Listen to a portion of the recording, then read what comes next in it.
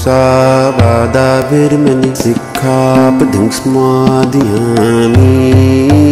मुसावादाभिर्मनि सिक्खापदं समादयामि। बड़ा ही खतरनाक प्रश्न है और ये प्रश्न मुझसे एक व्यक्ति ने पूछा। ऐसे तो ये राजनीतिक और कूटनीतिक ज्यादा प्रश्न है और व्यवहारिक कम है, यानी कि इसके जवाब देने से ही राजनीति या ये कहें कि गंदी नीति या ये कहें कि घटिया नीति या ये कहें कि बिल्कुल तुच्छ और छोटी और नीच नीति आरंभ हो जाती है। दरअसल मांस को खाना या ना खाना या मांस के बारे में बात करना इतना ज्यादा प्रचारित है कि बुद्ध की जो मूल बात है लोग उसको भूल के बुद्ध के ऊपर अटैक और हमला करना शुरू कर देते हैं।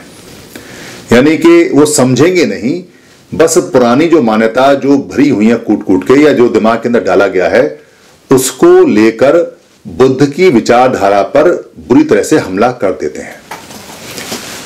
बुद्ध ने मांस के बारे में बिल्कुल स्पष्ट बताया हुआ है। क्या बताया हुआ है कि आपने किलिंग नहीं करनी है, आपने किसी को मारना नहीं है। जब मारना नहीं है तो लोग कहते हैं जब मारना नहीं है तो मांस कैसे खा सकते हैं, इसमें कंट्राडिक्शन है।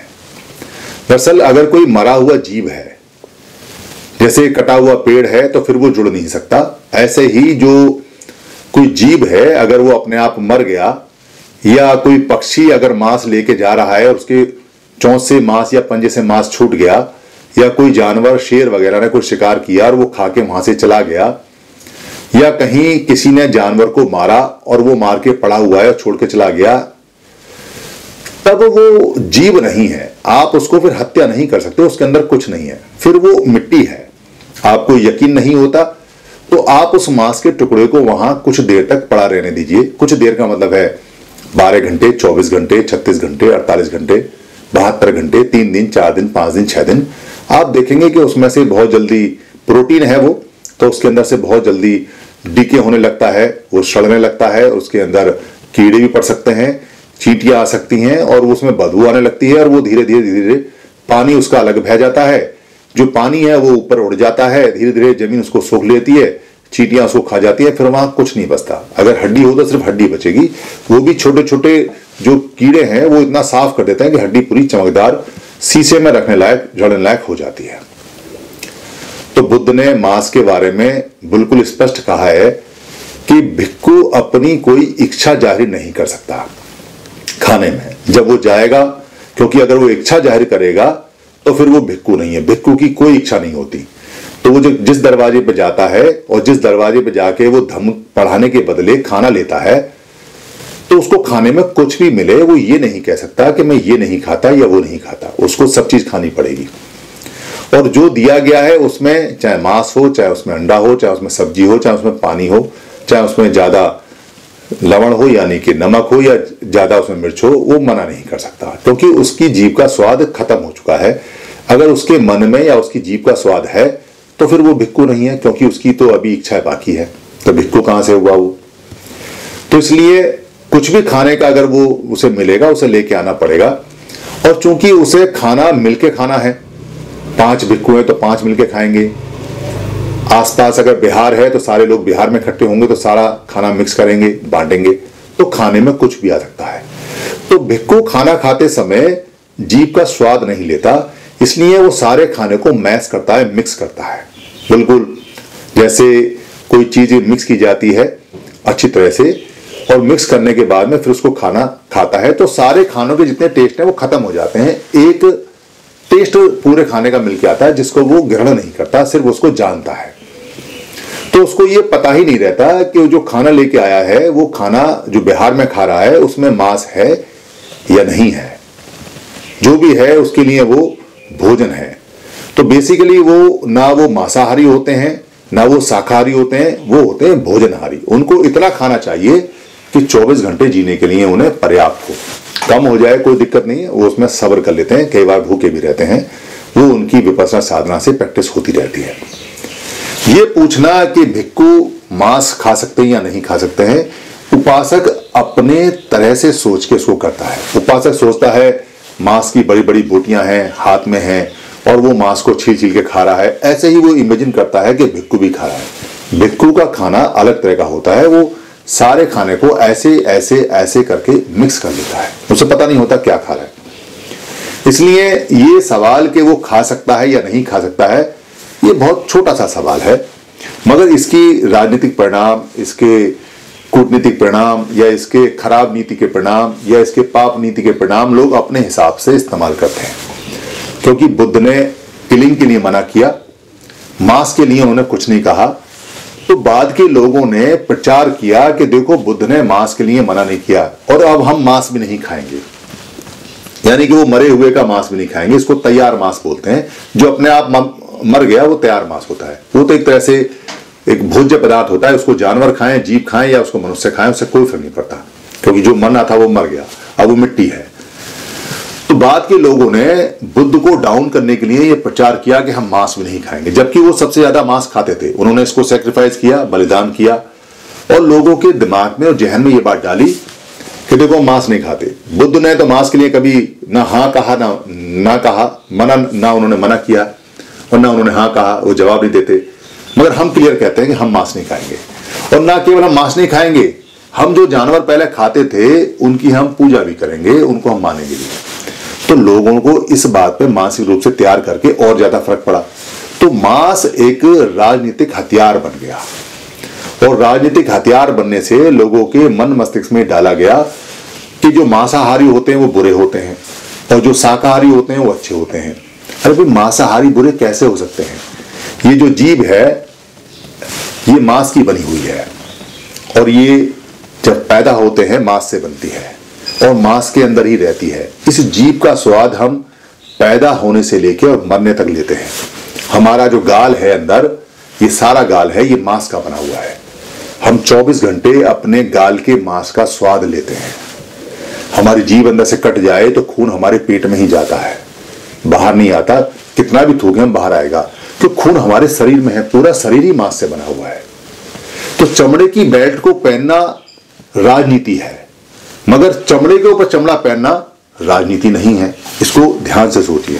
जो जीवित मांस है उसके ऊपर मरा हुआ मांस जो उसे पदार्थ रह गया है, या जैकेट पहनना या ग्लव्स पहनना, वो राजनीति में आता है, तुच्छ नीति में आता है। और मांस के ऊपर ही पहनने हैं उसको ध्यान नहीं देते। ये राजनीति या कूटनीति या तुच्छ नीति बाद में लोगों के जनमानस में डाली गई। चमड़े का सामान मत इस्तेमाल करो, मगर चमड़ा लेके खुद चले हो। पूरे शरीर में सबसे बड़ा जो ऑर्गन है वो स्किन है, चमड़ा है। मगर चमड़े का मृत सामान ले जाने में दिक्कत है, चमड़े का जीवित सामान ले जाने में कोई दिक्कत नहीं है। ये तुच्छ नीति है। पूरे शरीर मांस का बना हुआ है। आदमी उंगली को पीता है, दूसरे को किस करता है, किसी को प्यार करता है, तो मांस से मांस टच होता है। आपके लिप से दूसरे की स्किन टच होती है। हम दिन रात अपनी पत्नी को या अपने बच्चे को या छोटे बच्चों को या किसी दूसरे बच्चे को प्यार करते हैं। हम जानवर को भी प्यार करते हैं, किस भी करते हैं। लाखों हजारों फोटो है, पिक्चरों में ऐसा है, देखा है आपने। ये कोई छुपी हुई बात नहीं है। हम मांस से मांस को खूब टच करते हैं, बड़ा आनंदित होते हैं, बहुत ज्यादा प्रसन्न होते हैं। मगर हम मृत मांस से अगर चमड़े कोई हो तो उससे घृणा करते हैं। ये तुच्छ नीति है। राजनीति तो नहीं कहेंगे, क्योंकि राजाओं की तो अच्छी नीति होती है। ये तुच्छ नीति है, घटिया नीति है, जो मन मस्तिष्क में बैठाई हुई है। इसलिए जो लोग ये कहते हैं अरे भिक्खु तो मांस खाता है, भिक्खु कभी मांस नहीं खाता, भिक्खुनी कभी मांस नहीं खाती है, वो सिर्फ भोजन खाते हैं, उनको दे दो। वो बिहार में ले जाके क्या खा रहे हैं क्या नहीं खा रहे हैं, इससे कोई फर्क नहीं पड़ता। क्योंकि बुद्ध ने बिहार के कोई नियम ऐसे नहीं बनाए, क्योंकि बिहार एक जगह है जहां आपने, या बिहार एक आराम है या राम है जहां आपने रमना है, और वहां आप रमिए। भोजन बीच में नहीं आता। मनुष्य के मन को शुद्ध करने में उसका भोजन बीच में नहीं आता, किलिंग आती है। आप किसी को मारेंगे तो मन शुद्ध नहीं होगा। मगर अगर कोई मरा हुआ मांस है और उसे आप ग्रहण करते हैं, जान के करें या अनजाने में करें, उससे आपके मन में अशुद्धि नहीं आएगी। ये नियम भिक्खुओं के लिए है। मगर पब्लिक के लिए तो नियम सारे खुले हुए हैं, क्योंकि लुड्डक होते थे, शिकारी होते थे, उस समय शिकार करते थे। आम आदमी जंगल में मांस के लिए जानवरों को मारता था, अंडे खाता था, वो सारा काम वो करता था। उनके लिए नियम नहीं है।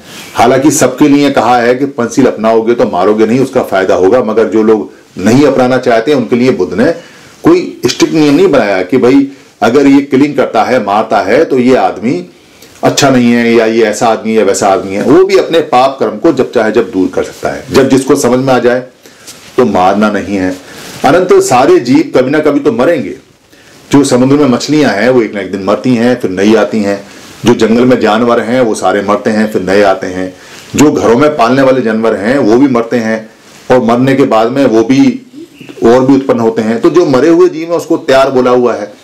आप किसी जीव को काटें या अपने आप मरे, संख्या तो उतनी रहेगी, क्योंकि अगर 1000 जानवर आपके पास है तो 1000 में से आपने अगर 400 जानवर काट दिया तो 600 रह गया, और 1000 में से अगर 400 अपने आप मर गया तो भी 600 रह गया।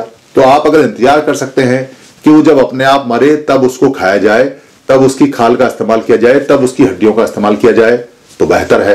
यही बुद्ध ने कहा है, काटने की आवश्यकता नहीं, क्योंकि काटोगे तो आपको पाप लगेगा, आपके अंदर एक निगेटिव फीलिंग आएगी जो आपको खत्म कर देगी, आपको नुकसान देगी। तो इंतजार कीजिए। तो पुराने समय में बुद्ध के बाद में जब जानवर अपने आप मर जाते थे या कोई मरा हुआ जानवर को छोड़ जाता था, उसको त्यार मांस बोलते थे। भारत के पुराने लोग मरे हुए जानवर खाते थे। खाल बहुत कीमती होती थी। जो खाल है, जो स्किन है, वो इतनी इंपॉर्टेंट होती थी कि जिसके पास सबसे ज्यादा खाल होती थी वो सबसे अमीर होता था, क्योंकि खाल ओढ़ने के बिछाने के काम आती थी। जो साधना करने वाले, तपस्या करने वाले लोग हैं वो ठंडे इलाकों में खाल को ओढ़ के चलते थे।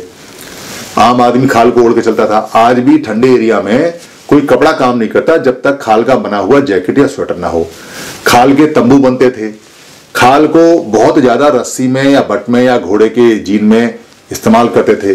खाल के पानी के बैग बनते थे जिसमें दही या शरबत या बाद में शराब भी उसमें डालने लगे। और अरब के जैसे कंट्रियों में तो खाल के ही बैग, कहां सूरज की गर्मी 50 डिग्री से भी ऊपर जाती थी, वहां तो पानी उड़ जाता था। तो अपने पानी को बचाने के लिए सारे यात्री खाल के ही बैग बनाते थे।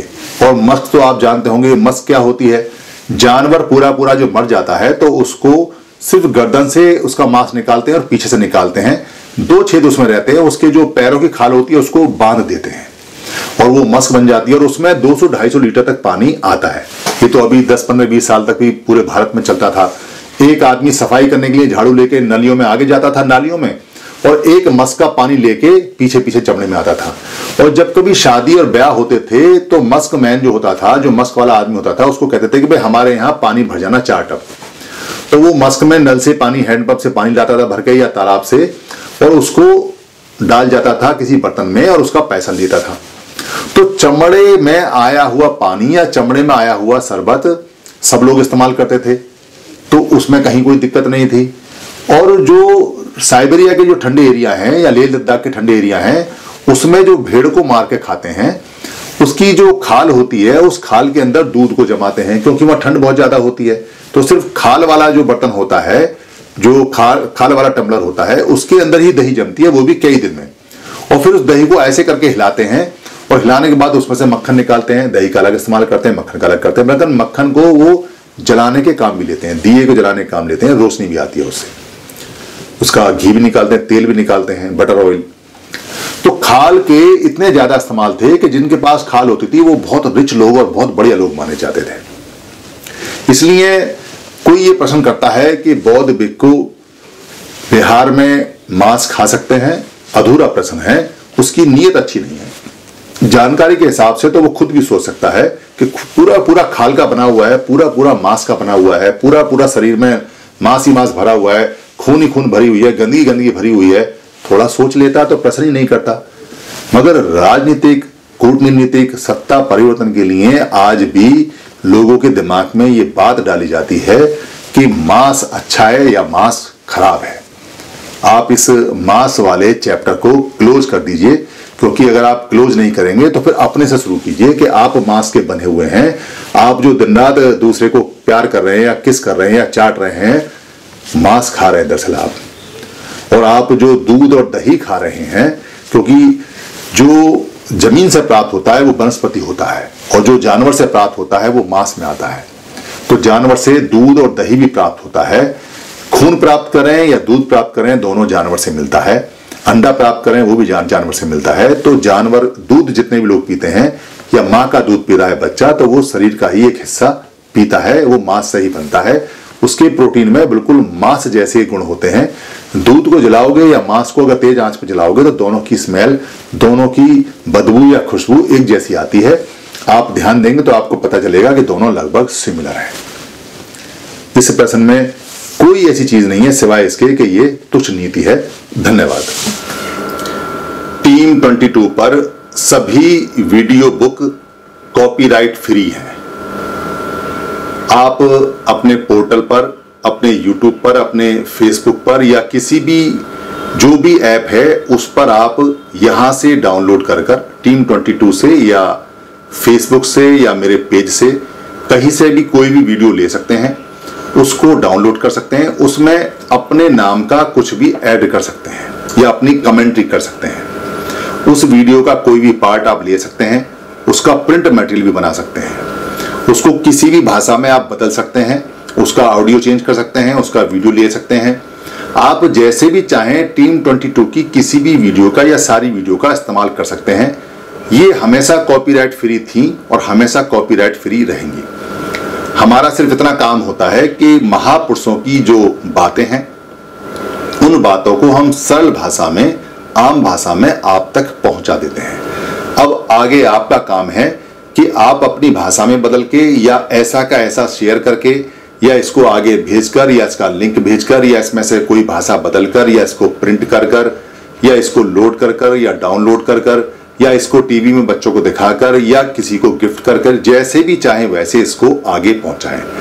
धम्म की सेवा सबसे बड़ी सेवा है, क्योंकि धम्म दान, धम्म को देना सभी देने में, यानी जितना भी हम किसी को देते हैं, दान देते हैं, उनमें सबसे बड़ा माना जाता है। अगर आपको लगता है किसी वीडियो में कोई परेशानी है तो आप हमें लिख के भेज दीजिए, हम दूसरा वीडियो बनाकर आपको भेज देंगे। आप धम्म की सेवा में सहायक बने, धम्म आपको खूब लाभ देगा, धम्म आपको लाभ देगा, आप धम्म को लाभ देंगे, ये दोनों इंटरचेंज है। यही धम्म की प्राकृतिक नियम है। धन्यवाद।